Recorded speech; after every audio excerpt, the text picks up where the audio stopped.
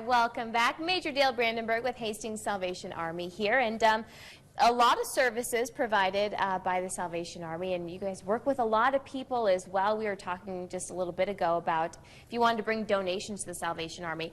You all don't directly take certain donations, but you pass them along. Is that right? Correct. We don't have a thrift store or anything like that. On Google it says we have a thrift store, but we do not have a thrift store. So people bring clothes and stuff to us, and we request that they either take it to Catholic or to Crossroads. But lots of times I'll go to work in the morning and my deck will just be covered in stuff. And so we don't go through it, we don't mess with it, we just load it up in the car and we take it down to Catholic. So Catholic Social Services, because anytime we give them merchandise, they put it in their thrift store, they sell it, that money goes to their social service office. Okay. And that money goes right back out into the streets to help people with their utilities, rent, and food, the necessities of life. Wonderful. We were talking last week about people needing food assistance. Right now, will you take those foods, or do you also request that people take them to other spots? Oh, we will accept all food donations as long as they are good and in date.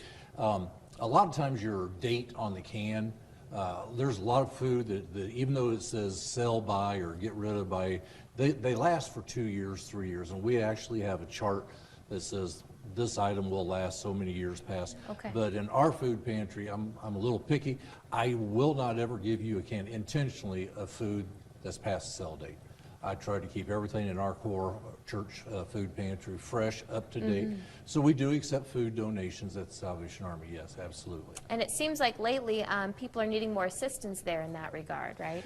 We've seen a large increase, which is unusual at this time of year, to see an increase in any of our services because people are getting back their income taxes and what have you, and they're usually doing pretty good. But yeah, we have seen an increase, a big increase of food necessary.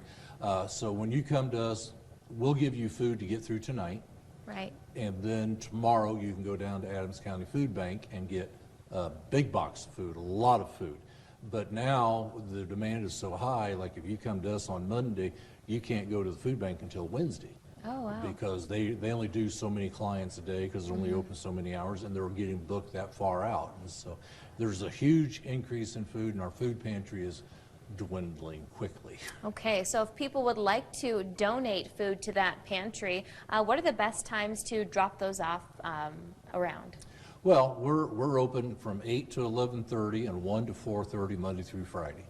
So we're there a lot. If I'm not there, there's somebody in the building those hours most of the time.